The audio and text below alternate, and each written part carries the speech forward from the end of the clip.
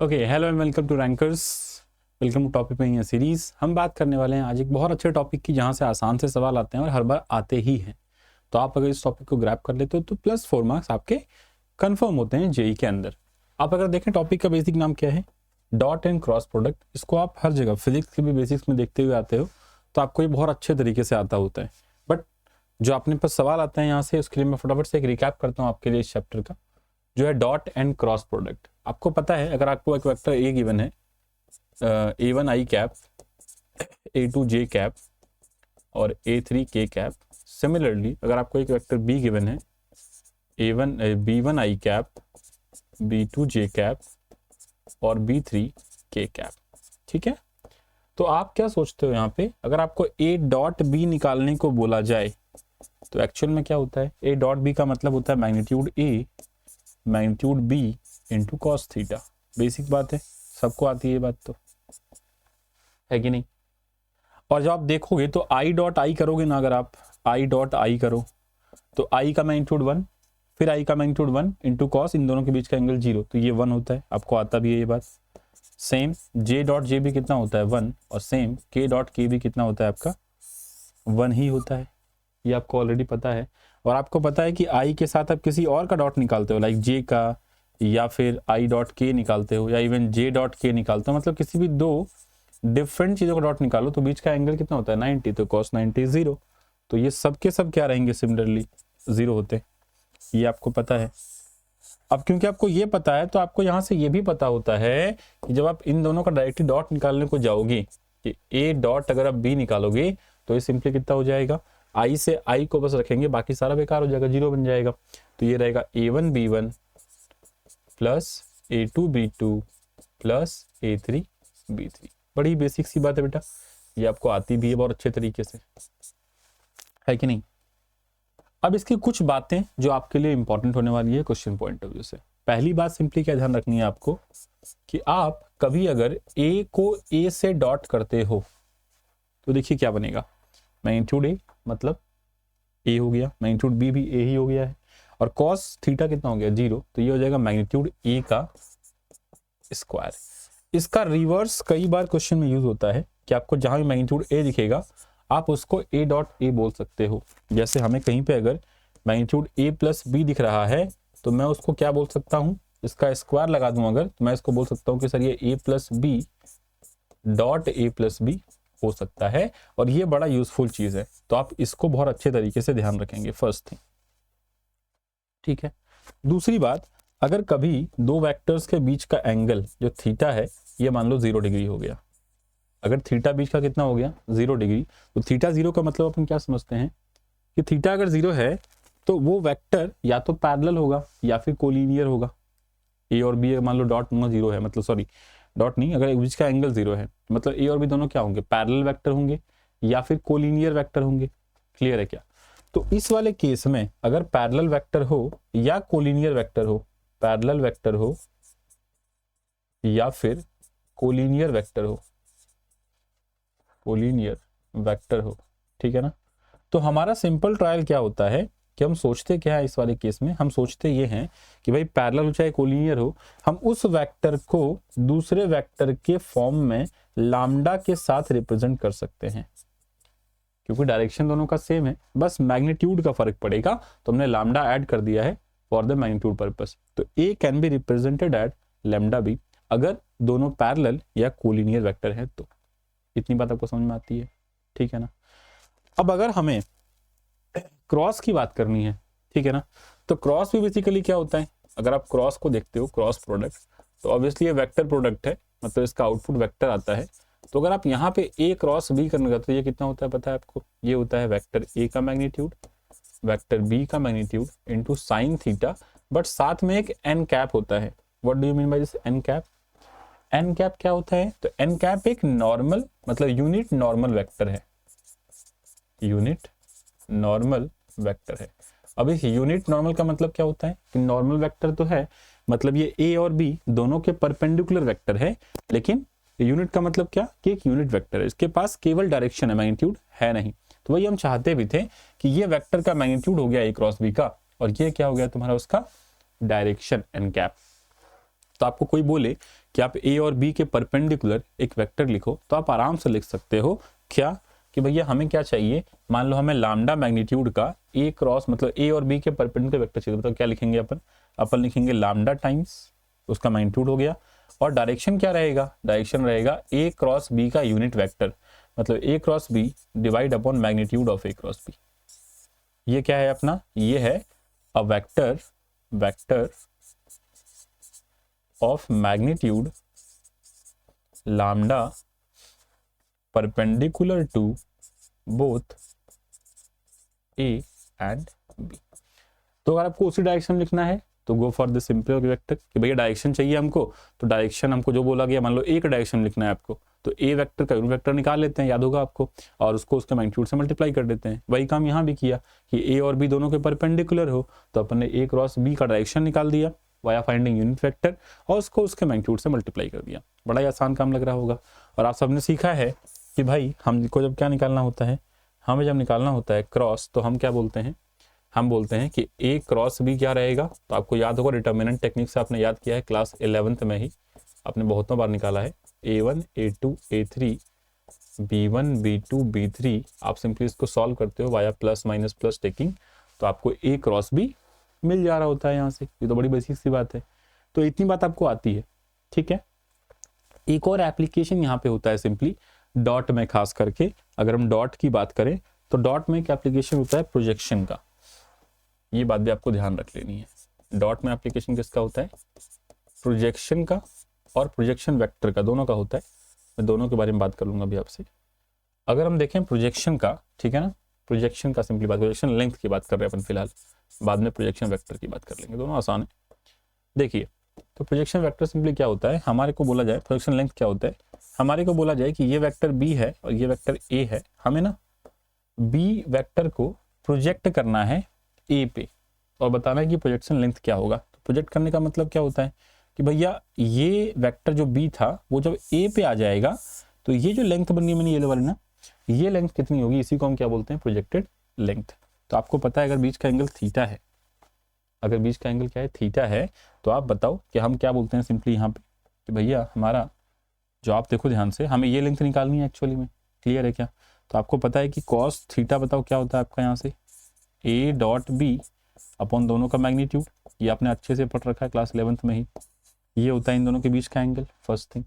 और देखो ये लेंथ क्या हो जाएगा, इसकी लेंथ मान लो मैग्नीट्यूड बी है, तो ये हो जाएगा magnitude B into cos theta, मतलब लेंथ ऑफ प्रोजेक्शन जो होती है वो कितनी होती है, magnitude B into cos theta. और कॉस थीटा हमें पता होता है कितना भैया, तो कॉस थीटा होता है ए डॉट बी अपॉन दोनों का मैग्नीट्यूड, बी से बी कैंसिल हो गया, और ये देखो सिंपली क्या निकल के आ गया आपके सामने, A dot B upon magnitude of. तो प्रोजेक्शन लेंथ निकालना बड़ा आसान हो गया आपके लिए, ए डॉट बी अपॉन जिस पे निकालना है प्रोजेक्शन उसका मैग्नीट्यूड डिवाइड कर देना है।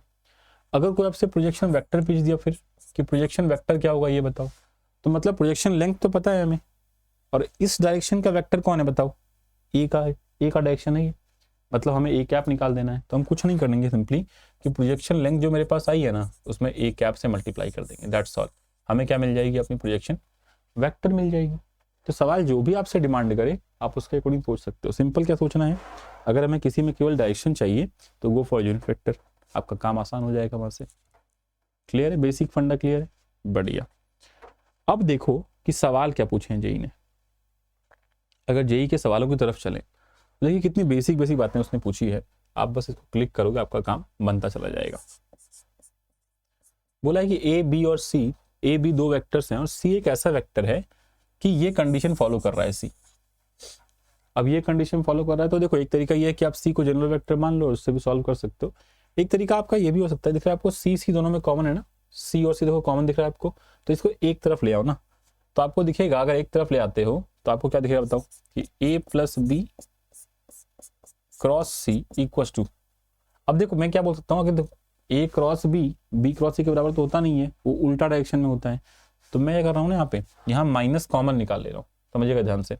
मैंने अगर माइनस कॉमन निकाल तो क्या बोलूंगा पता है, मैं यहाँ पे बोलूंगा माइनस सी, इसको उल्टा लिखता हूँ ना मैं इसको ऐसे लिखता हूँ कि minus of C cross 2a minus B बोल सकता हूँ। और मैं इसको पता क्या बोलता हूँ, माइनस हो गया ना, इसको मैं उल्टा कर सकता हूँ, क्योंकि यहाँ क्रॉस सी है ना, तो हम भी चाहते हैं क्रॉस सी में अपने पास आई है। तो इसको मैं क्या बोल सकता हूँ कि सर ये 2a माइनस बी क्रॉस सी हो जाएगा। अब इसको इधर ले आओ, तो आप बोलोगे sir a plus B cross C minus 2a minus B cross C equals to 0। और आपको पता है क्रॉस प्रोडक्ट में क्या होता है, डिस्ट्रीब्यूटिव होता है नीचे अपना। तो हम क्या बोलेंगे, हमारा क्रॉस सी हो जाएगा बाहर और ये हो जाएगा अंदर। देखो ये फाइनली कितना आ जाएगा, a प्लस बी माइनस करो तो क्या आ रहा है, ये हो जाएगा माइनस ए वेक्टर, और b माइनस माइनस कितना हो गया, ये हो गया माइनस माइनस प्लस 2, तो plus 2b vector cross C equals to 0। अगर क्रॉस प्रोडक्ट 0 है तो साइन थीटा 0 होगा, एक केस ये भी तो बनता है। अगर क्रॉस प्रोडक्ट 0 है तो साइन थीटा 0 होगा। और साइन, आपको पता है कि ए बी वगैरह जो भी हैं वो नॉन जीरो वेक्टर्स हैं, मतलब ये और ही एक कोई केस नहीं है, एक ही केस बनेगा अपने पास कि ये जो है इसके बीच का साइन थीटा कितना है, 0, थीटा 0 है। और एंगल 0 मतलब क्या, तो पैरेलल वेक्टर होगा या कोलिनियर वेक्टर होगा। तो व्हाट कैन वी सी कि सब भैया सी जो वेक्टर होगा ना वो lambda times of minus A vector plus 2b vector हो जाएगा। क्या ये कंक्लूजन हम कर सकते हैं? अगर हमारे पास ये कंक्लूजन आ जाए तो अगला कंडीशन क्या गिवन है आपको कि this is equal to 1670 to find lambda. तो आप बस यूज कर लेते हैं इसका। आप देखिए सिंपली क्या बोलेंगे यहाँ पे कि सर आपको ये पता है कि 2a plus 3b 2a plus 3b dot C कितना है, सी है lambda times of minus A plus 2b। ये कितना हो जाएगा बताओ, 1670 जो आपको गिवन है। तो आप ध्यान से देखिए यहाँ पे कि देखिए 2 लैम्डा को बाहर कर, लैम्डा तो कांस्टेंट है, ये तो बाहर ही खेलेगा ऐसे भी। साथ में क्या 2a डॉट माइनस ए, तो a डॉट ए कितना होता है, मैग्नीट्यूड a का स्क्वायर, ये हो गया -2 मैग्नीट्यूड a का स्क्वायर, चलेगा आपको। फिर क्या 2a डॉट b करेंगे तो ये हो जाएगा 2a डॉट 2b, मतलब 4a डॉट b। फिर क्या -3b डॉट a बोला, a डॉट b बात तो बराबर होता है, तो ये हो जाएगा -3a डॉट b, और 3b और डॉट b कितना हो जाएगा वापस से b स्क्वायर, 3 2 हो जाएगा 6, तो +6 मैग्नीट्यूड b का स्क्वायर इक्वल्स टू कितना दे रखा आपको 1670। नाउ जस्ट सॉल्व कि देखो हमें निकालना क्या पड़ेगा, मैग्नीट्यूड a का स्क्वायर कितना है, तो फटाफट से निकालना स्टार्ट करते हैं। आप बताइए जरा यहाँ फटाफट से कि मैग्नीट्यूड a का स्क्वायर कितना है मेरे पास, 4 का स्क्वायर हो गया 16, 16 1 17 1 18, तो √18 हो गया। ये लिखना भी स्टार्ट करता था ना।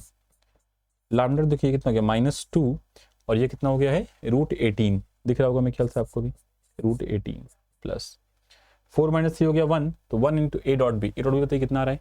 अगर निकाल लें यहाँ पे अपन कि a डॉट बी कितना आ रहा है, तो 11 4 हो गया 44 44, फिर -1 हो गया +1, फिर +1 हो गया +1, तो ये आ गया रूट मतलब 46, रूट नहीं 46 ओनली, तो ये हो गया +46 और +6 b का स्क्वायर, 6 मैग्नीट्यूड b का स्क्वायर। तो भैया मैग्नीट्यूड b का स्क्वायर बताइए कितना हो जाएगा सिंपली आपके पास यहाँ पे अगर देखा जाए तो मैग्नीट्यूड b का कितना है 121 122 123, ठीक है, ये हो गया 123, वो भी रूट में, चलेगा आपको, ठीक है।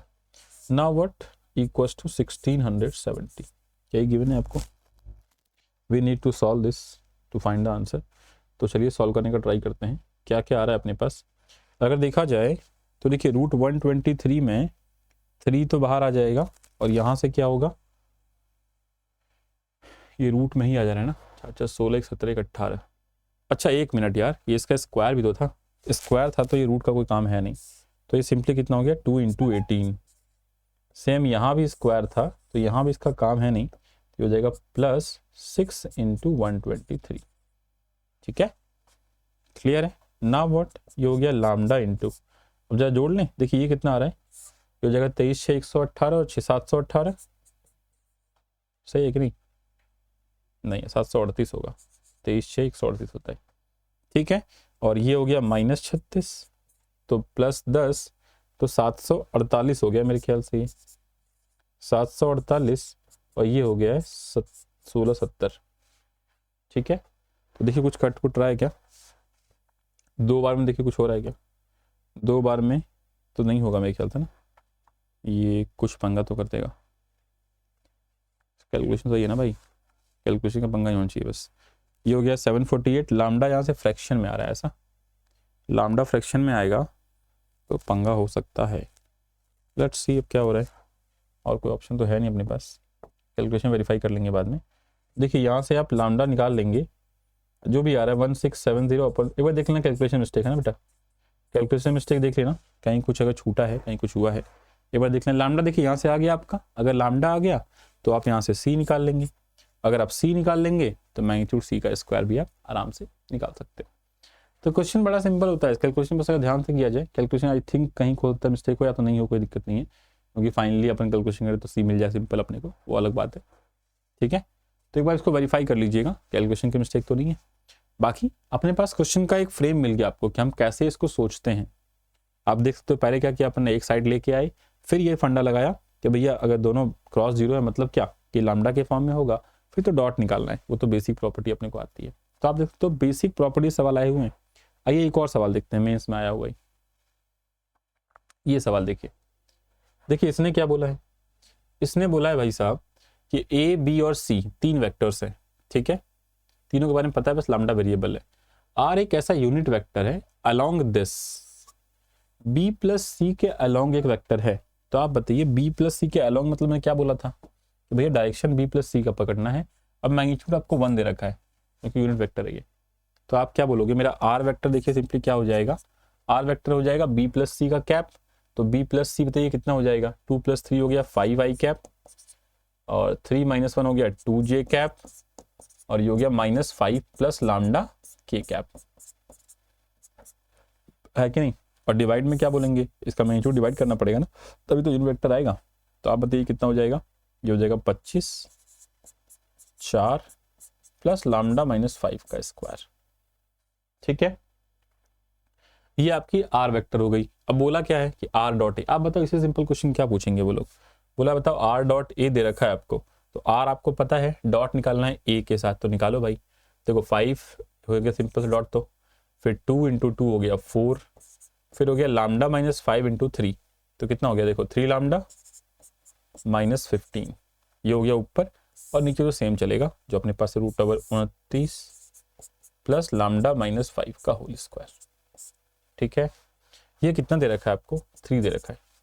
तो देखिए ऊपर कितना आ गया, 5 4 9 -15, तो -6, तो 3 लैम्डा -6 इक्वल्स टू बताइए कितना आ गया आपके पास, 3 का स्क्वायरिंग कर दें, 9 कर देते हैं कि रूट है ना, रूट हट जाएगा अपना, 29 + लैम्डा -5 का होल स्क्वायर।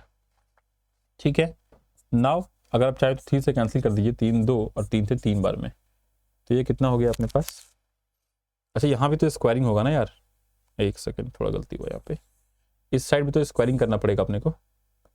अगर स्क्वायरिंग करा है आपने तो आपको यहाँ भी 3 लैम्डा -6 का होल स्क्वायर लिखना पड़ेगा, और यहाँ 9 था ना, तो ये 9 का 9 पूरा कैंसिल हो जाएगा, 3 कॉमन निकालते हो तो, क्योंकि 3 का स्क्वायर बाहर निकलेगा फाइनली ना। तो आप बताओ यहाँ आपके पास अगला टर्म क्या सिंपली बन के आ गया, ये बन के आ गया लैम्डा -2 का होल स्क्वायर, तो lambda square +4 -4 lambda equals to क्या आ रहा है बताओ, 29 प्लस ये हो गया लैम्डा स्क्वायर +25 -10 लैम्डा। सही, सिंप्लीफाई करते हैं तो लैम्डा स्क्वायर तो कैंसिल ही हो गया आपका, और देखिए 10 + 4 ये हो गया 6 लैम्डा, ये हो गया 29, और 25 + 25 तो 50, तो लैम्डा बताइए सिंपली कितना आ गया आपका यहाँ से 25/3। अगर लैम्डा 25/3 है, 3 लैम्डा क्या हो जाएगा 25। आप देख रहे हो सब सारे क्वेश्चन जेईई मेंस 2024 के हैं। आप अगर देखोगे तो आपको सवाल बड़े सिंपल लगेंगे सोचने के लिए, बस आपको बेसिक जो कवरेज है वो आपके पास होनी चाहिए, तो आप आराम से चीज़ों को डील आउट कर सकते हो।